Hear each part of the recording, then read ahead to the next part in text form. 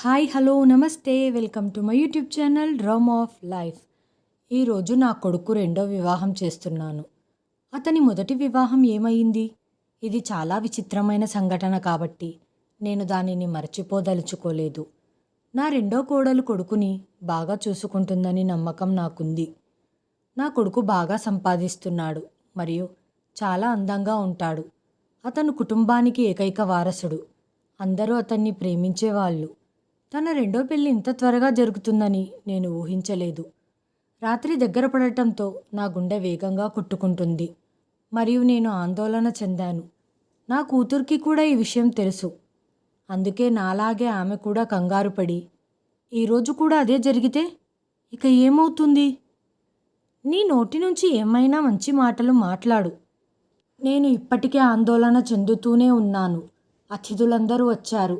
నా కొడుకు మొదటి పెళ్లికి కరోనా కారణంగా చాలామందిని ఆహ్వానించలేకపోయాం. అయితే బంధువులంతా ఎంతో ఉత్సాహంగా ఈ పెళ్లికి వచ్చారు. ఇంతకు ముందు జరిగిన పెళ్లి గురించి వారికి పెద్దగా తెలియకపోవడంతో పాటు మళ్ళీ పెళ్లి చేసుకోవాల్సిన పరిస్థితి ఏర్పడింది. అతని మొదటి భార్య కంటే రెండో భార్య చాలా అందంగా ఉంది మరియు వయసులో కూడా చిన్నది కాబట్టి అతను సంతోషంగా ఉండాల్సింది. ఇంకా పెళ్లి కార్యక్రమాలు ఉండటంతో బంధువులంతా ఇంట్లోనే ఉన్నారు. కోడల్ని కొడుకు గదికి పంపమని నా తోడి కోడలు అనడంతో, అక్క, తను పెళ్లి కార్యక్రమాలలో బాగా అలసిపోయి ఉంటుంది. అందుకే నేను ఆమెను వరుడు గదికి పంపకూడదనుకున్నాను అన్న నా మాట విన్న మా తోడి కోడలు, నీకేమైంది? వాళ్ళకిప్పుడైతే పెళ్లి జరిగింది. నేను ఒప్పుకుంటాను. వారు పెళ్లి తంతులో అలసిపోయి ఉంటారు కాబట్టి కొంచెం కాఫీ తాగిస్తే ఫ్రెష్ అవుతారు. అలాగే ఉదయం రిసెప్షన్ కూడా ఉంది. అది కాదక్క, పిల్లలు బాగా అలసిపోయారు అని నేను అనడంతో, ఈ రోజుల్లో పిల్లలెవ్వరూ అంతా అలసిపోరు. ఈ కాలం అమ్మాయిలు చాలా ఇష్టంగా పెళ్లి చేసుకుంటున్నారు. తనని నీ కొడుకు గదికి పంపు. ఇప్పటికే అర్ధరాత్రి 12 గంటలు దాటింది. పొద్దున్నే లేచి తయారవ్వాల్సి ఉంటుంది. నాకు అర్థం అవ్వట్లేదు నువ్వు ఇంత టైం ఎందుకు తీసుకుంటున్నావో. కార్యక్రమాలన్నీ పూర్తయిపోయాయి. ఇంట్లో అందరికంటే మా తోడికోడలు చాలా పెద్దది కాబట్టి ఆమెను పరామర్శించాలనుకున్నాను. కానీ ఆమె నన్ను మాటలనింది. ఇప్పుడు పెళ్లి కూతురు పెళ్లి కొడుకు గదికి వెళ్తుందని ఆమె స్వయంగా అనడంతో నేను పెళ్లి కూతుర్ని గదిలోకి తీసుకెళ్ళి అక్కడ గదిలో ఉన్న అందరినీ బయటికి పంపించి కాసేపు పెళ్లి కూతురు దగ్గర కూర్చున్నాను. అమ్మా, మీ కుటుంబంలో అందరికంటే నువ్వే పెద్దదానివి. నువ్వు చాలా ఓర్పు ఓపిక గల అమ్మాయివి. అందుకే నిన్ను ఇష్టపడి చేసుకున్నాను. తల్లి, పెళ్ళయ్యాక కొన్ని మన మనసుకు నచ్చినవి ఉంటాయి, కొన్ని మన మనసుకు నచ్చనివి జరుగుతాయి. కానీ మనం కాస్త ఓపికగా ఉండాలి అని అనడంతో, అత్తయ్య గారు, మీరు ఏ విషయం చెబుతున్నారో నాకు అర్థం కావటం లేదు. ఒకవేళ నా కొడుకు ఏమైనా తప్పుగా మాట్లాడితే వాడు చెప్పేది నువ్వు పట్టించుకోవద్దు అని అన్నాను. గదిలో జరిగిన విషయం గది లోపలే ఉండాలి. గదిలో మీకేమైనా ఇబ్బంది ఉంటే నాకు తెలియజేయండి. నేను మీ సమస్యలను పరిష్కరించడానికి ప్రయత్నిస్తాను. నా మాటలు విన్నాక ఆమె నేను ఏ టాపిక్ మాట్లాడుతున్నానో అని కొంచెం కన్ఫ్యూజ్ అయ్యింది. సరే అత్తయ్య గారు, నేను నా వంతు ప్రయత్నం చేస్తాను. ఇప్పుడు ఈ ఇంటి గౌరవమే నా గౌరవం అనడంతో నేను తనని ఆశీర్వదించి గదిలో నుండి బయటికి వచ్చేశాను. అందరూ అలసిపోయారు కాబట్టి మంచి నిద్రలో ఉన్నారు. నేను నిద్రపోవటానికి ప్రయత్నించాను కానీ నాకు మాత్రం నిద్ర పట్టడం లేదు. నా కళ్ళు గడియారం వైపే పదే పదే చూస్తున్నాయి. త్వరగా ఈ రాత్రి గడిచిపోయి ఉదయం అయితే నా బాధలన్నీ తీరిపోయేవి. కానీ ఇప్పుడు సమయం రాత్రి 3 అవుతుంది. నాకు నా కొడుకు గదిలో నుండి పెద్ద అరుపు వినిపించింది మరియు ఏమి జరుగుతుందో నాకు అర్థమయ్యింది. అప్పుడు అరుపులు మళ్ళీ మళ్ళీ వినిపించడం మొదలయ్యాయి. ఇది ఒక అమ్మాయి అరుపు శబ్దం మరియు ఆ అమ్మాయి ఎవరై ఉండవచ్చు అనేది నాకు బాగా తెలుసు. అతిథులందరూ కూడా మెల్లగా లేవటం మొదలుపెట్టారు. అకస్మాత్తుగా నా కొడుకు గది తలుపులు తెరుచుకుంది. తను పిచ్చిదానిలాగా అరుస్తూ బయటికి పరిగెత్తింది. తన ఒంటి మీద దుప్పటా లేదన్న విషయం కూడా తనకి తెలియదు. చింపిరి జుట్టుతో ఏడుస్తూ ఇంట్లో నుంచి బయటికి పారిపోయేందుకు ప్రయత్నం చేస్తుంది. అక్కడున్న కొంతమంది స్త్రీలు ఆమెను పట్టుకొని, ఏమైందమ్మా అంటూ అందరూ ఆమెను ఓదార్చడానికి ప్రయత్నించారు. కానీ ఆమె అపస్మారక స్థితికి చేరుకుంది. ఆమెపై నీళ్లు చల్లినా కానీ తాను స్పృహలోకి రావటం లేదు. తన శరీరమంతా చల్లబడటంతో మేము టెన్షన్ పడుతూ హాస్పిటల్కు తీసుకొని వెళ్ళాము. ముందు ఆమెని హాస్పిటల్కు తీసుకెళ్ళకూడదు అనుకున్నాము. ఎందుకంటే అక్కడ కూడా మళ్ళీ అదే డ్రామా జరగడం మొదలవుతుంది. కానీ తను ఎంతకీ స్పృహలోకి రాకపోవటంతో వేరే ఆప్షన్ లేక తల్లిదండ్రులకి ఈ విషయం చెప్పి తనని హాస్పిటల్కి తీసుకొని వెళ్ళాము. అక్కడ ఉన్న వారందరూ ఒకరి చెవులలో ఒకరు గుసగుసలాడుకోవటం మొదలుపెట్టారు. మాకు తెలియటం లేదు, మీరు మా కూతుర్ని ఏం చేశారో, తనతో ఎలా వ్యవహరించారో మాకు అర్థం అవ్వటం లేదు. అక్కడ ఉన్న వారందరూ నన్ను వింతగా చూడ్డం మొదలుపెట్టారు. ప్రశ్నల మీద ప్రశ్నలు అడగడం మొదలుపెట్టారు. నేను టెన్షన్తో హాస్పిటల్లో అటు ఇటు తిరుగుతున్నాను. నేను ఇంటికి వచ్చి నా కొడుకుని అడుగుదామనుకున్నాను, నువ్వు ఆ అమ్మాయిని ఏం చేశావు అని. కానీ అతను రూమ్లో లేడు. అతని ఫోన్ కూడా స్విచ్ ఆఫ్ ఉంది.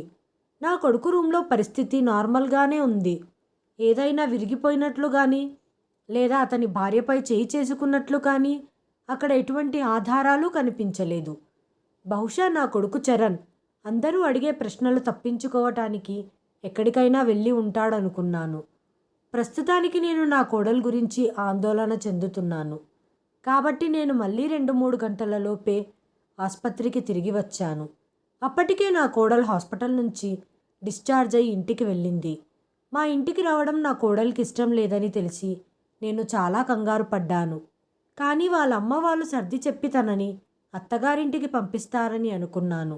ఒకవేళ తను రాకపోతే అందరికీ ఏమని సమాధానం చెప్పగలను? అందరూ మాటలు పుట్టించడం మొదలు పెడతారు. కాబట్టి నేను ఒక చిన్న కార్యక్రమం మిగిలిపోయింది, అది పూర్తవ్వగానే కావాలంటే నువ్వు మళ్ళీ మీ అమ్మ వాళ్ళ ఇంటికి వెళ్ళవచ్చు, నేను నిన్ను ఆపను అని చెప్పినప్పుడు నా మాటలు విని నా కోడలికి కోపం వచ్చి, నేను ఆ నరకానికి రావాలనుకోవటం లేదు. కార్యక్రమాల పేరుతో మీ ఇంట్లో ఒక్క క్షణం కూడా నేను ఉండలేను. అయినా నన్ను మా ఇంటికి వెళ్ళకుండగా ఎవరు ఆపగలరు? నేను చదువుకున్న అమ్మాయిని. నా జీవితాన్ని నాకు ఇష్టం వచ్చినట్లుగా జీవించే హక్కు నాకుంది. నేను మీ కొడుకుతో ఒక్క క్షణం కూడా ఉండలేను అని నా కోడలు తన బాధను చెప్పుకుంటూ కన్నీళ్లు పెట్టుకొని ఏడుస్తుంటే నేను మౌనంగా చూస్తూ ఉండిపోయాను. నా మొదటి కోడలు విషయంలో కూడా అదే జరిగింది. ఆమె నా స్నేహితురాలి కూతురు. ఆ అమ్మాయి అంటే నాకు చాలా ఇష్టం. ఆమె కూడా నన్ను చాలా ఇష్టపడేది.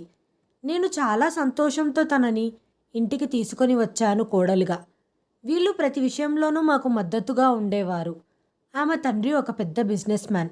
తను చాలా మంచిది. తను మా ఇంటికి రావటానికి ఇష్టపడేది. క్రమంగా తను చరణ్ని ఇష్టపడడం ప్రారంభించింది. అందుకోసమే నేను ఈ సంబంధం మాట్లాడాను. వివాహం తర్వాత ఆమెతో కూడా అదే జరిగింది. అందరం తనకి చాలా వివరించాం. అమ్మా జ్యోతి, నీ జీవితం గురించి ఒక్కసారి ఆలోచించు అన్నాను. నా జీవితమే నాశనం అయిపోయింది అని అనడంతో నేను జ్యోతికి అర్థమయ్యేటట్టుగా అంతా వివరించడానికి ప్రయత్నించాను. కానీ తను మాత్రం ఉండనంటే ఉండనంటూ తెగేసి చెప్పింది. నా కొడుకు కూడా ఏమీ సమాధానం చెప్పట్లేదు. నాకేం జరుగుతుందో తెలియటం లేదు. ఆ అమ్మాయి తండ్రి పదే పదే చెబుతున్నాడు, ఆ వ్యక్తిని పిలవండి, మేము అడగాలి, అతను మా కూతురితో ఏం చేశాడో అని. చరణ్ ఇంటికి వచ్చాక ఏమీ మాట్లాడకుండా మౌనంగా ఉండిపోయాడు. ఆమె తల్లిదండ్రులు చరణ్ని దూషించి అక్కడి నుండి తమ కూతుర్ని తీసుకుని ఇంటికి వెళ్ళిపోయారు. ఆమె తల్లిదండ్రులు అందరి ముందు మమ్మల్ని అవమానించి మా పరువు తీసేసి అక్కడి నుండి వెళ్ళిపోయారు. కానీ చరణ్ తన నోటి నుండి ఒక్క మాట కూడా అనలేదు. చరణ్ వాళ్ళ నాన్నగారు ముందుగానే ఈ లోకాన్ని విడిచిపెట్టి వెళ్ళిపోయారు. కాబట్టి జరిగిన అవమానాలన్నీ నేనొక్కదాన్నే భరించాల్సి వచ్చింది. ఇంటికొచ్చిన బంధువులందరూ మాటలు అనటం ప్రారంభించారు. చరణ్ రెండో భార్య అమ్మా నాన్నలు గట్టిగా అరుస్తూ నన్ను తిడుతూ ఉన్నారు. అయినా దీంట్లో ఆవిడ తప్పు మాత్రం ఏముంది? అయినా కూతురు జీవితం నాశనం అయిపోతుంటే ఎవరు మాత్రం చూస్తూ ఉండిపోతారు? ఈరోజు నేను చాలా ఒంటరిగా ఫీల్ అయ్యాను. ఒకవేళ చరణ్ వాళ్ళ నాన్న బ్రతికి ఉంటే ఇటువంటి మాటలు అనటానికి అందరికీ ఇంత ధైర్యం ఉండేది కాదు. కానీ ఇప్పుడు వాళ్ళందరి మాటల్ని నేను ఒక్కదాన్నే పడుతున్నాను. చరణ్ నా పెద్ద కొడుకు. నాకు కాలేజీలో చదువుతున్న ఒక కూతురు ఉండేది. అందరూ తమలో తాము గుసగుసలాడుకుంటున్నారు. బహుశా చరణ్ పిచ్చివాడేమో, లేకపోతే మానసిక అసమతుల్యతతో ఉన్నాడేమో. అతను పెళ్లి కూతురు అంతలా భయపడిపోయేలా ఏం చేశాడో తెలియటం లేదు. మరికొందరు నోటికొచ్చినట్లుగా ఇష్టానుసారంగా మాట్లాడడం మొదలుపెట్టారు. కానీ వీటన్నిటికీ నా దగ్గర సమాధానం లేదు. వాళ్లకు నిజం తెలిసేంత వరకు వాళ్ళు తమ సొంత కథనాలను సృష్టిస్తూనే ఉంటారు. ఇలా తప్పుడు కథనాలు సృష్టించినవి నిజం కంటే చాలా ప్రమాదకరమైనవి. ఇక్కడ సమస్య ఏంటంటే నిజమేమిటో నాకు తెలియదు. పెళ్లి రోజు రాత్రి కోడళ్ళు గది నుండి అరుస్తూ పరిగెత్తేలా ఏం చేసేవాడు? ఆ అమ్మాయిలు కూడా నాకు ఏమీ చెప్పలేదు. బహుశా తను తన తల్లిదండ్రులతో ఏమైనా చెప్పి ఉండవచ్చని నేను నా మనసులో ఇలా ఆలోచించి నేను వాళ్ళ ఇంటికి ఫోన్ చేశాను. ఫోన్ అమ్మాయి వాళ్ళ అమ్మ లిఫ్ట్ చేసింది. ఇప్పుడు తన ఆరోగ్యం ఎలా ఉంది అని అడిగాను. నా గొంతు వినగానే ఆమెకి ఎక్కడ లేని కోపం వచ్చింది. నా కూతురు ఇంకా కోలుకోలేకపోతుంది. మేము మీతో బంధాన్ని తెంచుకున్నాము. జాగ్రత్త, ఇంకోసారి మాకు ఫోన్ చేసే ప్రయత్నం చేస్తే బాగుండదని హెచ్చరించి ఫోన్ కట్ చేసింది. ఈ మాట విని నేను చాలా టెన్షన్ పడ్డాను. నా మొదటి కోడలతో కూడా ఇలాగే జరిగింది. తనకు కనీసం కోలుకోవటానికి 6-7 నెలలు పట్టిందని నా కూతురు చెప్పింది. ఇంతకు నా కొడుకుకు ఏం ప్రాబ్లం ఉందో? అతని భార్యలు భయపడి వదిలిపెట్టి పారిపోతున్నారు. నాకు అర్థం అవ్వటం లేదు. కనీసం చరణ్తో ఈ విషయం మాట్లాడదాం అనుకుంటే తను చిన్నప్పటి నుంచి చాలా సైలెంట్గా ఉంటూ తక్కువ మాట్లాడేవాడు. అతనికి స్నేహితులు కూడా చాలా తక్కువగా ఉండేవారు. తను సమయాన్ని ఎక్కువగా పుస్తకాలు చదవటంతో గడిపేవాడు. ఈసారి చరణ్కి 3వ పెళ్లి చేయాలని నేను నిర్ణయించుకున్నాను. అప్పుడు ఆ గదిలో ఏం జరుగుతుందో ఆ అమ్మాయి నాతో చెప్పేలా చేస్తాను అనుకున్నాను. చరణ్కు 2 భార్యలు విడాకులిచ్చేశారు. నేనిప్పుడు వచ్చే అమ్మాయి అయినా తన పుట్టింటికి పారిపోకుండా తన అత్తారింట్లోనే ఉండాలని నేను కోరుకుంటున్నాను. నేను వాళ్ళ జీవితాన్ని పాడు చేయదలుచుకోలేదు. ఎందుకంటే నాకు ఒక కుమార్తె ఉంది. వివాహమైన 2 రోజులకే అమ్మాయికి విడాకులు ఇవ్వటం అంటే ఎంత పెద్ద అవమానకరము. అది వాళ్ళ జీవితం మీద మచ్చగా ఉండిపోతుంది. ఆ విషయం నాకు బాగా తెలుసు. చాలా తర్జన భర్జనల తర్వాత చరణ్కి పెళ్ళైపోయి భర్తతో విడాకులు తీసుకున్న అమ్మాయిని లేదా భర్త చనిపోయి వితంతువైన అమ్మాయినైనా ఇచ్చి వివాహం చేయాలని నేను నిర్ణయానికి వచ్చాను. నాకు త్వరగా అలాంటి అమ్మాయి దొరికింది. అమ్మాయి తల్లిదండ్రులు కూడా తమ కూతురికి త్వరగా పెళ్లి చేయాలనుకోవటంతో పెద్దగా ఎంక్వైరీ చెయ్యలేదు. అమ్మాయి చిన్నది, కానీ చూడటానికి అంత అందంగా లేదు. బాగానే ఉంది. పెళ్లి కూతురు వాళ్లతో నా కొడుక్కు ఒక్కసారి పెళ్ళయిందని, నా కొడుకు భార్య కొంతకాలం అతనితో జీవించిందని, ఆ తర్వాత ఆమె అతన్ని విడిచిపెట్టిందని చెప్పాను. ఎందుకంటే నేనిప్పుడు నిజం చెప్పే స్థితిలో లేనందున నేను అబద్ధం చెప్పాల్సి వచ్చింది. అమ్మాయి కుటుంబ సభ్యులకు కూడా పెళ్లికి అంగీకరించారు. చరణ్కి అమ్మాయి ఫోటో చూపిస్తే అమ్మాయి అంత అందంగా లేదు. తనను పెళ్లి చేసుకోవటం ఇష్టం లేదని చెప్పటంతో చరణ్ మాటలు విని నీ ప్రవర్తన కారణంగానే నీ జీవితం ఇప్పుడు ఇలాగుంది, నోరు మూసుకోమని మందలించి, నువ్వు ఇలా చెబుతూ పోతే నీకు ఎప్పటికీ పెళ్ళవ్వదు. కానీ నేను ఒక విషయం గురించి ఆలోచిస్తున్నాను. నేను ఎన్ని రోజులని మిమ్మల్ని చూసుకుంటాను? నేను పోయిన తర్వాత నువ్వు నీ జీవితాన్ని గడపటానికి నీతో ఎవరైనా ఉండాలి అని అంటూ నా కళ్ళల్లో నీళ్లు తిరిగాయి. నా కళ్ళల్లో నీళ్లు చూసి చరణ్ సైలెంట్ అయి పెళ్లి చేసుకోవటానికి సమ్మతి ఇచ్చి లేచి గదికి వెళ్ళాడు. చరణ్ మనసులో ఏదో ఉంది. అతను నా కళ్ళలోకి చూడలేకపోయాడు. ఈసారి నేను అన్నీ సిద్ధం చేసుకున్నాను. ఎలాగైనా సరే నిజం తెలుసుకోవాలని నిర్ణయించుకున్నాను. చరణ్కు 3వ పెళ్లి చాలా సింపుల్గా చేయాలనుకున్నాను. ఆ అమ్మాయి పేరు రక్ష. ఈ విషయం నా కూతురికి చెప్పగానే, అమ్మ నయ్యను అన్నయ్యలాగే ఉండనివ్వు అనటంతో, మీ అన్నయ్యతో ఏదైనా సమస్య ఉండవచ్చేమో, దాన్ని తెలుసుకొని పరిష్కరించడం నా కర్తవ్యం. ఈసారి కేవలం నా కుటుంబ సభ్యులు మరియు అమ్మాయి కుటుంబ సభ్యుల సమక్షంలో మాత్రమే పెళ్లి జరిగింది. రక్షను చరణ్ రూమ్కి తీసుకెళ్లి బెడ్ మీద కూర్చోబెట్టి రక్ష చేతిని నా చేతుల్లోకి తీసుకొని, అమ్మ రక్ష, నీతో ఒక ముఖ్యమైన విషయం చెప్పాలనుకుంటున్నాను. ఇది చాలా జాగ్రత్తగా వినండి అనడంతో, ఇప్పుడు చేయాల్సినంత ముఖ్యమైన పని ఏంటి అని ఆశ్చర్యకరంగా రక్ష చూడ్డం మొదలుపెట్టింది. అమ్మ, రక్ష, చరణ్కు నిన్ను పెళ్లి చేసుకోవటం ఇష్టం లేదు. నేను చాలా కష్టపడి అతన్ని పెళ్లికి ఒప్పించాను. అందుకని నా కొడుకు ఏమైనా వింత చేష్టలు చేసే అవకాశం ఉంది. నువ్వు ఇల్లు వదిలి పారిపోయేలా అతను నిన్ను భయపెట్టడానికి ప్రయత్నించవచ్చు. కానీ నువ్వు భయపడాల్సిన అవసరం లేదు. ఏం జరిగినా నువ్వు నాకన్నీ చెప్పాలి. మీరు అతని బెదిరింపులకు లేదా అతని మాటలకు లొంగిపోనవసరం లేదు. నా మాటలు విన్న రక్ష సరే అని తల ఊపటంతో నేను కొంచెం తృప్తిపడి రక్షని రెస్ట్ తీసుకోమని చెప్పి బయటికి వచ్చేశాను. నేను నా గదికి వెళ్ళకుండగా రూమ్లో బయట సోఫాలో కూర్చొని ఉన్నాను. నేను నా కూతురు ప్రియాను రాత్రవుతుంది వెళ్ళి నిద్రపో అని చెప్పాను. ప్రియా గదిలోకి వెళ్తూ వెళ్తూ ఇలా చెప్పింది, మమ్మీ నువ్వు చేసేది తప్పు.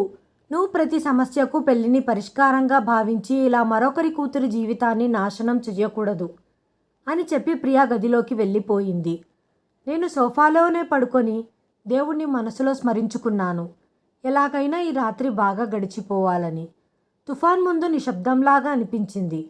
గడియారం శబ్దం కూడా నన్ను భయపెడుతుంది. ఏదైతే జరగకూడదని నేను భయపడి దేవుణ్ణి మొక్కానో ఇప్పుడు అదే జరిగింది. రక్ష అరుస్తూ బయటికి వచ్చి పిచ్చిదానిలాగా ఇంట్లో నుంచి బయటికి పరుగులు పెడుతుంటే నేను ఎలాగలాగా పట్టుకొని తనని ఓదార్చాను. కానీ ఆమె ఏమీ మాట్లాడే స్థితిలో లేదు. కాస్త తేరుకున్నాక, ముందు మీ కొడుకుకి వైద్య పరీక్షలు చేయించి ఉంటే ఈరోజు మీరు నేను ఈ పరిస్థితిని ఎదుర్కోవాల్సిన అవసరం ఉండేది కాదు అని కోపంగా చెప్పింది. రక్ష ఈ బంధాన్ని కొనసాగించాలనుకోలేదు. అందుకే చరణ్ని వదిలి వెళ్ళిపోయింది. మరుసటి రోజు రక్ష ఇంటి నుండి నాకు కాల్ వచ్చింది. మా అమ్మాయికి విడాకులు ఇవ్వమని మీ అబ్బాయితో చెప్పండి, లేకపోతే మేము ఈ పనిని కోర్టు ద్వారా కూడా చేయగలుగుతామనడంతో ఆమె మాటలు విని నేను షాక్ అయ్యి సోఫాలో కూర్చున్నాను. ఇంతకుముందు నా ఇంటికి వచ్చిన కోడళ్ళు ధనిక కుటుంబానికి చెందిన వాళ్ళు, అందంగా ఉండి బాగా చదువుకున్న వాళ్ళు.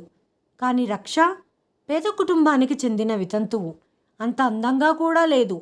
ఇంతకుముందే రక్షకు అన్నీ వివరించాను. కానీ తను మాత్రం చాలా కంగారు పడింది. పెళ్ళైనప్పుడు మేమిచ్చిన నగలను పెళ్ళైన 2వ రోజే వధువు కుటుంబం తిరిగి ఇచ్చేసేది. నేను కట్నం కూడా తీసుకునేదాన్ని కాదు. అలాంటప్పుడు అమ్మాయిలు బాగా చదువుకున్న ధనవంతుడైన అందమైన అబ్బాయిని వదిలిపెట్టి పారిపోతున్నారు. ఈ విషయం ఏంటో ఎలా కనుక్కోవాలో నాకు అర్థం కాక ఆలోచించి నా తల పగిలిపోతుంది. చరణ్ కూడా ఏమీ మాట్లాడటానికి సిద్ధంగా లేడు. నేను ఆ విషయం గురించి మాట్లాడడానికి ప్రయత్నించినప్పుడల్లా అతను నాకు మాట్లాడే అవకాశం ఇవ్వకుండగా లేచి బయటికి వెళ్ళేవాడు. కానీ ఇప్పుడు నేను చరణ్ని ఎప్పుడూ గమనిస్తూనే ఉన్నాను. అతని ప్రతి చర్యపై శ్రద్ధ చూపుతున్నాను. బహుశా నేను ఆధారాలు కనుక్కొని నిజం తెలుసుకోవాలనుకున్నాను. అతను ఇతర అబ్బాయిల మాదిరిగానే సాధారణ అబ్బాయిలాగా ఉన్నాడు. ఒకరోజు విసిగి చెంది నేను చరణ్ స్నేహితుడికి ఫోన్ చేసి అడిగాను. చరణ్కి అతడు ఒక్కడే మిత్రుడు కాబట్టి చరణ్ తన జీవితం గురించి మీకేమైనా చెప్పాడా అని. కానీ అతను తన స్నేహితుడికి తన గురించి ఏమీ చెప్పలేదని నేను ఆశ్చర్యపోయాను. అదే నాకు చాలా వింతగా అనిపించింది. తను 3 సార్లు పెళ్లి చేసుకున్నానని, కానీ అతనికి 3 భార్యలున్నారని అతను తన స్నేహితుడితో ఏమీ చెప్పలేదు. ఎవరైనా ఈ విషయాన్ని తన స్నేహితులతో పంచుకోలేరు, కానీ ప్రాణ స్నేహితుడుంటే మట్టుకు ఖచ్చితంగా చెప్తాడు. బహుశా ఈ విషయం స్నేహితులతో చెప్పి తన అవమానపాలు కాకూడదని చెప్పలేదేమో. అయినా పెళ్ళైన రాత్రి భార్యలు పారిపోవటం, అది కూడా 3 భార్యలు. మెల్లగా 6 నెలలు గడిచాయి. ఇంట్లో అంతా నార్మల్గా ఉంది. కానీ నేను చరణ్ గురించి చాలా బాధపడ్డాను. నేను మరోసారి చరణ్ పెళ్లి గురించి ఆలోచించాను. ఈసారి అమ్మాయికి అన్నీ చెప్పాను. ఏదీ దాచాలనుకోలేదు. ఆ అమ్మాయి కుటుంబం పేదరికం కారణంగా తమ కూతురికి పెళ్లిని చేయలేకపోయారు. ఆమెకు 2 చిన్న తమ్ముళ్ళు ఉండేవాళ్ళు. నేను ఆ 2 తమ్ముళ్లను చదివిస్తానని, వారి బాధ్యత తీసుకుంటానని, పెళ్లికి అయ్యే ఖర్చంతా భరిస్తానని చెప్పటంతో అమ్మాయి తల్లిదండ్రులు ఒప్పుకున్నారు. కానీ నేను తల్లిదండ్రులతో మాత్రం ఎటువంటి నిజం చెప్పలేదు. నేను కేవలం అమ్మాయితో మాత్రమే నిజం చెప్పాను. అన్ని విషయాలు వివరించాను. మొదట్లో తాను చాలా భయపడిపోయింది. ఏం జరిగినా నేను ఈ పెళ్లి చేసుకోవటానికి సిద్ధంగా ఉన్నాను. ఏం జరిగినా నేను సహిస్తాను, భరిస్తాను. ఎందుకంటే నేను రాజీ పడటం వల్ల నా తమ్ముళ్ళ జీవితం బాగుపడుతుంది. ఆ అమ్మాయి పేరు గౌరీ. తను చాలా సంస్కారవంతురాలిగా, మేధావిగా అనిపించింది. గౌరీ నా కోడలు అవుతుండడం నా అదృష్టంగా భావించాను. నా మనసులో చాలా సంతోషంగా అనిపించింది. గౌరీకి సంస్కారంతో పాటు అందం కూడా ఉంది. ఈసారి గుడిలో పెళ్లి జరిగింది. అంతా బాగానే ఉంది. ఆశ్చర్యం ఏంటంటే రాత్రి దాటిపోయి తెల్లవారయ్యింది. ఉదయం కాగానే గది తలుపులు కొట్టాను. కానీ ఎవరూ తీయకపోవడంతో నేను చాలా కంగారు పడ్డాను. ఎవరు తలుపు తీయకపోవడంతో నేను గది యొక్క మరొక తాళం చెవిని తీసుకొచ్చి తలుపు తెరవగానే లోపల ఉన్న దృశ్యం చూసి అరిచాను. నా కోడలు స్పృహ తప్పి పడిపోయి ఉంది. చరణ్ గదిలో ఎక్కడా కనిపించలేదు. బహుశా అతను బాత్రూంలో ఉన్నాడనుకున్నాను. కానీ అక్కడా లేడు. నేను త్వరగా డాక్టర్ని పిలిచాను. ఆమె భయం కారణంగా అపస్మారక స్థితికి చేరుకుంది అని డాక్టర్ అన్నారు. ఆమె శరీరంపై ఎలాంటి గాయాల గుర్తులు లేవు. చరణ్ ముఖం కూడా ఆందోళనగా ఉంది. ఈ పరిస్థితులన్నీ చూసి తను కూడా ఇబ్బంది పడుతున్నట్లు అనిపించింది. డాక్టర్ గారు క్షుణ్ణంగా చెకప్ చేసి కొన్ని మందులు రాసిచ్చారు. గౌరీ త్వరగా స్పృహలోకి వస్తుందని డాక్టర్ గారు చెప్పారు. నేను గౌరీ దగ్గరే కూర్చున్నాను.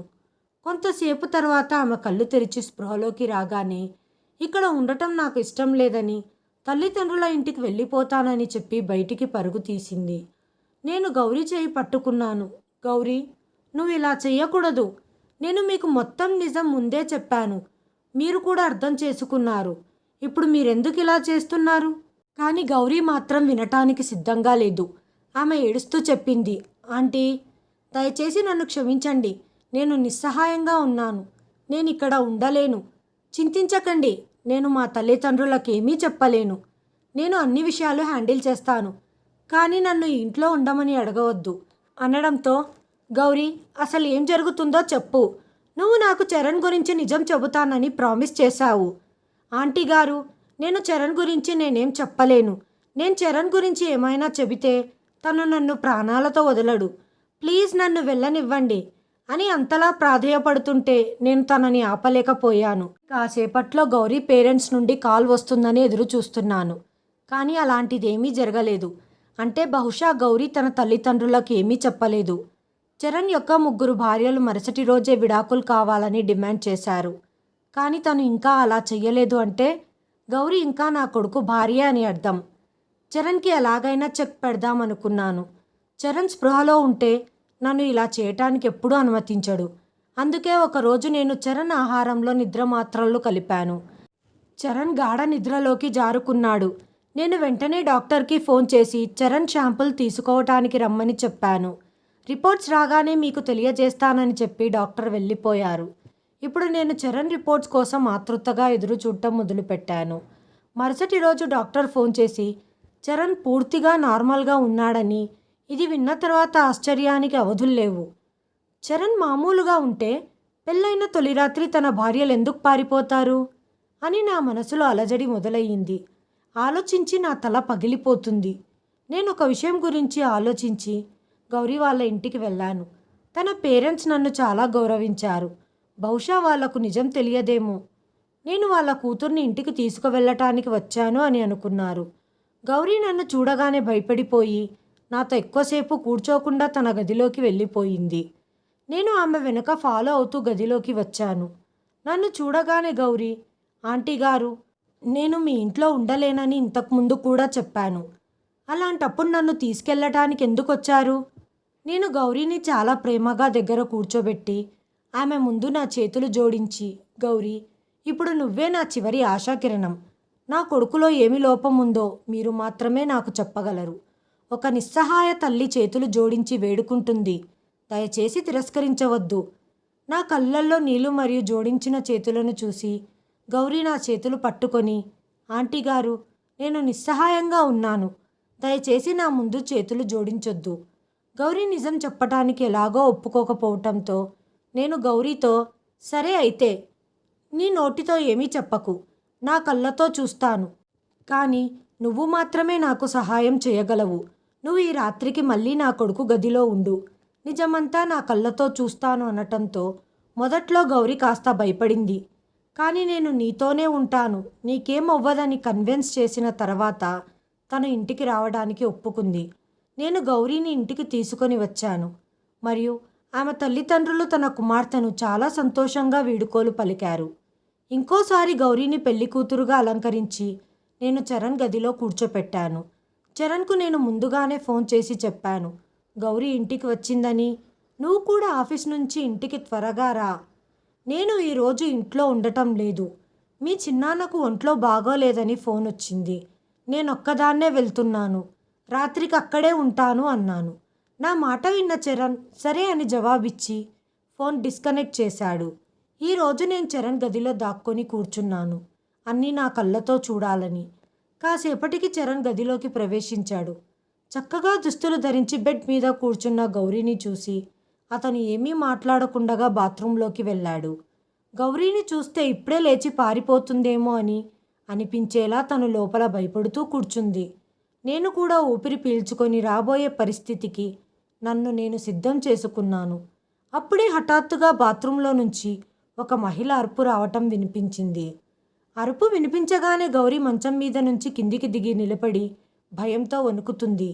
ఆ అరుపుకు నేను కూడా స్తంభించిపోయాను. చరణ్ బాత్రూం లోపలికి వెళ్ళాడు. మరి ఇప్పుడు ఎవరది? చరణ్ బయటికి వచ్చాడు మరియు చరణ్ని చూడగానే దాదాపు మూర్ఛపోయినట్లుగా అనిపించింది. అతడు అకస్మాత్తుగా తన రూపాన్ని మార్చుకున్నాడు. అతను ఆడవాళ్ళ బట్టలు ధరించి చాలా భయానకంగా మేకప్ చేసుకొని ఉన్నాడు. అతని కళ్ళల్లో నుంచి రక్తం కారుతున్నట్లుగా ఉంది. అతను ఆడపిల్ల గొంతుతో మాట్లాడడం మొదలుపెట్టాడు. ఇంకోసారి నా జీవితంలోకి రాకూడదని నిన్ను హెచ్చరించాను, కానీ నువ్వు నా మాట వినలేదు. ఇప్పుడు నీ చావుకు నువ్వే బాధ్యుతురాలివి. నీకు అర్థమవుతుందా అని చరణ్ చాలా భయంకరంగా నవ్వుతూ గౌరీ వైపుకు వచ్చాడు. గౌరీ గట్టిగా అరుస్తూ నా దగ్గరికి వచ్చేసింది. నేను బయటికి వచ్చి చరణ్ని ఆపే ప్రయత్నం చేస్తున్నాను. చరణ్ నన్ను గట్టిగా పక్కకు నెట్టేశాడు. నా మాటల్ని వినే స్థితిలో చరణ్ లేడు. చరణ్ ఎవరు? నా పేరు మోనా అంటూ గట్టిగా అరిచాడు. అవకాశం చూసి గౌరీ గదిలో నుంచి బయటికి పారిపోయింది.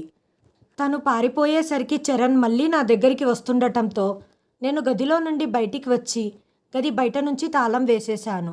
నాకు బయట కూడా చరణ్ భయంకరమైన నవ్వే వినిపిస్తుంది. భయపడుతూ వణుకుతున్న గౌరీని దగ్గరికి తీసుకుని సముదాయించాను. కానీ నేను కూడా చాలా కంగారుగా భయంగా ఉన్నాను. ఆంటీ, నాకు చావాలని లేదు. చరణ్ నన్ను ప్రాణాలతో వదలడు. నేను ఎవరికైనా ఏదైనా చెబితే మా తమ్ముళ్లతో కలిసి నన్ను చంపేస్తానని బెదిరించాడు. నన్ను నా తమ్ముళ్లను కాపాడండి ఆంటీగారు. అలాంటిదేమీ జరగదు గౌరీ. ప్రశాంతంగా ఉండు. నేను అన్నిటినీ హ్యాండిల్ చేస్తాను. నా మెదడు కొంచెం పని చేయటం మొదలైంది.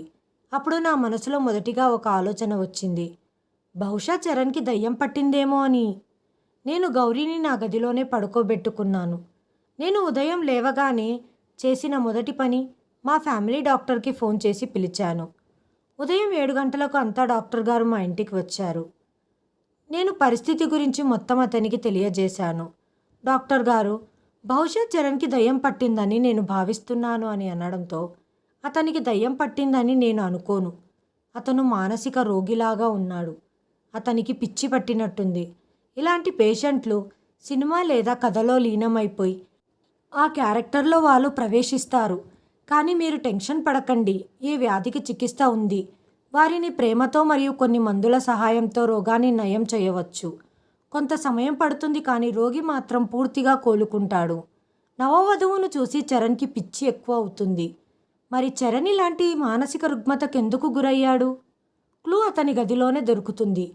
మనకు క్లూ లభించిన తర్వాత నేను అతనికి బాగా చికిత్స చేయగలుగుతాను అంటూ డాక్టర్ గారు నన్ను ఓదార్చి వెళ్ళిపోయారు. గౌరీ నిద్ర లేచింది. నిన్న రాత్రి నుండి తను ఏమీ తినకపోవటంతో కాస్త నీరసంగా ఉంది. నేను ఆమె కోసం బ్రేక్ఫాస్ట్ చేశాను. బ్రేక్ఫాస్ట్ చేస్తూ గౌరీ ఇప్పుడు ఇంటికి వెళ్ళాలనుకుంటున్నాను అని అన్నప్పుడు నేను గౌరీ తలను ప్రేమగా నెమురుతూ, అమ్మా గౌరీ, మొదట నన్ను ఆంటీ అని పిలవటం మానేయండి. తర్వాత నన్ను అత్తయ్య గారు అని పిలవండి. రెండవది, ఇప్పుడు ఇదంతా నీ ఇల్లు. ఇదంతా కల్లారా చూసిన తర్వాత కూడా మీరు ఇదంతా ఎలా చెప్పగలుగుతున్నారు అని గౌరీ ఆశ్చర్యంగా అడిగింది. నేను ఇప్పుడే డాక్టర్తో మాట్లాడానని చెప్పాను. చరణ్ ఖచ్చితంగా బాగుపడతాడు. అతనికి కొంచెం ప్రేమ మరియు కొంచెం శ్రద్ధ కావాలి. దాన్ని ఇద్దరం కలిసి ఇద్దాం. నన్ను నమ్మండి, చరణ్ చాలా మంచి అబ్బాయి. నిన్ను చాలా ప్రేమగా చూసుకుంటాడు. నేను చాలాసేపటి వరకు నచ్చచెప్పాను. ఆమె తన తల్లిదండ్రుల పరిస్థితిని చూసి అంగీకరించింది. గౌరీ నన్ను ప్రేమతో నవ్వుతూ అత్తయ్య గారు అని పిలిచింది.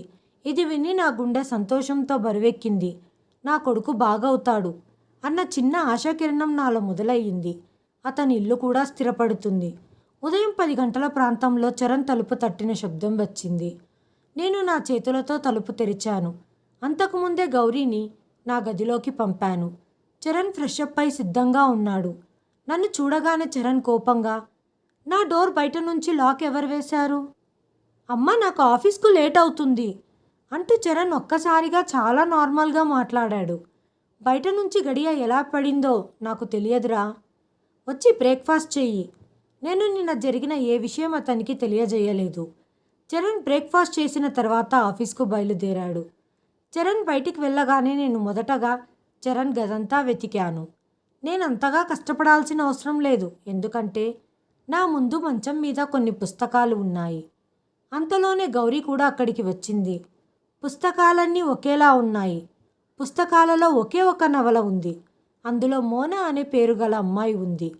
పెళ్ళైన రోజు రాత్రి భర్త ఆమెను గది నుండి బయటికి గెంటేశాడు. మరుసటి రోజే మరో వివాహం చేసుకొని మరో పెళ్లి కూతుర్ని తీసుకొని వచ్చాడు. రాను రాను క్రమంగా మోనా మానసిక వ్యాధికి గురయ్యింది. ఆమెకు వధువును చూడగానే పిచ్చి మొదలయ్యేది. ఆమె పెళ్లిలో పెళ్లి కూతుర్ని చూసినప్పుడల్లా ఆమె వారిని చంపేందుకు పరిగెత్తేది. మోనా అత్తమామలు ఆమెకు పిచ్చి పట్టినట్లుగా ప్రకటించి ఆమెను తన తల్లి ఇంటికి పంపించేశారు. మోనాకో పెళ్లి కూతురును చూసేసరికి పిచ్చెక్కేది. ఆ నవల చదువుతూ చరణ్ మోనా క్యారెక్టర్లోకి ప్రవేశించాడు. నేను డాక్టర్కి ఫోన్ చేసి ఇక్కడి విషయాలన్నీ చెప్పగానే, మీరు టెన్షన్ పడవద్దండి, అరవింద్ చదివే నవలలు పుస్తకాలన్నిటినీ అతని గది నుండి విసిరేయండి, అతనికి కొన్ని మందులను ఇస్తాను. చరణ్ మోనా పాత్ర నుండి బయటికి రావటానికి మనం నెమ్మదిగా ప్రేమతో బయటికి రప్పించాల్సి ఉంటుంది. మెల్లగా డాక్టర్ మందుల ప్రభావంతో, గౌరీ మరియు నా కృషితో చరణ్ కోలుకోవడం మొదలుపెట్టాడు. గౌరీ చరణ్ ముందు చాలా సింపుల్గా ఉండేది. మేకప్ వేసుకునేది కాదు. చరణ్ ప్రవర్తనలో చాలా మార్పు కనిపించింది. అతని కళ్ళల్లో గౌరీ మీద ప్రేమ చూశాను. గౌరీ ఎక్కడికి వెళ్ళినా చరణ్ ఆమె కోసం వెతికేవాడు. చరణ్ చికిత్స పొంది నేటికి 3 నెలలు అవుతుంది. చరణ్ కోలుకోవటానికి గౌరీ నాతో పాటు చాలా కృషి చేసి నాకు అండగా నిలబడింది. గౌరీ చేసిన కృషి మరియు అంకితభావం నన్ను బాగా ఆకట్టుకున్నాయి. గౌరీ లాంటి కోడలు దొరకటం నా అదృష్టం. ఇప్పటి వరకు కూడా గౌరీ నా గదిలోనే పడుకుంటుంది. కానీ ఈరోజు చరణ్ పూర్తి క్షేమంగా ఉన్నాడని భావించి, గౌరీ, ఈరోజు నువ్వు చివరి అడుగు వేయాల్సి ఉంది. దీని తర్వాత నీ జీవితంలో ఆనందం మాత్రమే ఉంటుంది అని అనడంతో ఈ మాటలు విని గౌరీ నా వైపు వింతగా చూడ్డం మొదలుపెట్టింది. అప్పుడు నేను ఆమెకు వివరించాను, గౌరీ, ఈరోజు నువ్వు పెళ్లి కూతురిలా చరణ్ గదిలో కూర్చోవాలి. నా మాట విని గౌరీ భయపడిపోయింది. కొంతసేపటి తర్వాత వెళ్ళటానికి తాను కూడా ఒప్పుకుంది. ఎందుకంటే తను కూడా నమ్ముతుంది చరణ్ పూర్తిగా కోలుకున్నాడు అని. చరణ్ కళ్ళల్లో ప్రేమను గౌరీ అర్థం చేసుకుంది. గౌరీ, నువ్వు ఇప్పుడు భయపడాల్సిన అవసరం లేదు. నువ్వు తలుపు తెరిచి ఉంచు. మీ ఇద్దరి మధ్య అంతా బాగానే ఉంటుంది. నేను డోర్ బయటే నిలబడి ఉంటాను. మీకు ఏదైనా సరిగ్గా అనిపించకపోయినా, తప్పుగా అనిపిస్తే వెంటనే త్వరగా బయటికి వచ్చేయండి అని చెప్పి నేను గౌరీని పెళ్లి కూతుర్లా తయారు చేశాను. చరణ్ ఇంటికి వచ్చే టైం అయ్యింది. చరణ్ రాకముందే బెడ్ని బాగా డెకరేట్ చేసి గౌరీని బెడ్పై కూర్చోపెట్టి బయటికి వచ్చేశాను. కొంతసేపటికి చరణ్ ఇంటికి వచ్చాడు. చరణ్ డిన్నర్ చేస్తున్నప్పుడు అతని కళ్ళు చూస్తే నాకు అర్థమవుతుంది అతను ఎవరి కోసమో వెతుకుతున్నాడు అని. మరి కొంతసేపటికి చరణ్ నన్ను అడిగాడు, అమ్మా, గౌరీ ఎక్కడికి వెళ్ళింది? చరణ్, నువ్వు ముందు భోజనం చేసి నీ గదికి వెళ్ళు. అప్పుడు నీ ప్రశ్నకు సమాధానం దొరుకుతుంది. భోజనం చేసి చరణ్ తన గదికి వెళ్ళాడు. నా గుండె వేగంగా కొట్టుకుంటుంది. ఇప్పుడు ఏమి జరగబోతుందో నాకు తెలియదు. దేవుడా, అంతా బాగానే ఉంటుందనుకొని నేను కూడా చరణ్ని ఫాలో అయి డోర్ దగ్గర బయట నిలబడి ఉన్నాను. అంతా బాగానే ఉంది కదా అనుకుంటూ నేను లోపల మాటలు వినటానికి ప్రయత్నిస్తున్నాను. ఇప్పటి వరకైతే లోపల అంతా ప్రశాంతంగానే ఉంది. కొంతసేపటికి నాకు గౌరీ మరియు చరణ్ల నవ్వు వినిపించటంతో మనసులో హాయిగా అనిపించింది. ఆ దేవుడికి కృతజ్ఞతలు చెప్పుకొని నా గదిలోకి వచ్చి ప్రశాంతంగా పడుకున్నాను. ఉదయం ఆలస్యంగా నా కళ్ళు తెరుచుకున్నాయి. నేను త్వరగా వెళ్ళి కిచెన్ వైపు పరిగెత్తాను. నన్ను చూడగానే గౌరీ ముఖంలో సిగ్గుతో కూడిన చిరునవ్వు కనిపించటంతో అంతా బాగుందని అర్థమయ్యింది. నేను ప్రేమతో గౌరీ నుదిటపై ముద్దు పెట్టుకున్నాను. అమ్మా గౌరీ, ఇంత పొద్దున్నే వంటగదిలో ఏం చేస్తున్నావు? అత్తగారు, చరణ్ కాఫీ కావాలంటే తీసుకెళ్లడానికి వచ్చాను అంది. నేను వంటగదిలో నుంచి హాల్లోకి వచ్చి సోఫాలో కూర్చొని కళ్ళు మూసుకున్నాను. ఈ రోజు నుంచి చరణ్ మరియు గౌరీ జీవితంలో ఆనందం మాత్రమే ఉంటుంది. నా కుటుంబానికి ఎవ్వరి దృష్టి తగలకూడదంటూ ఆ దేవుణ్ణి ప్రార్థించాను.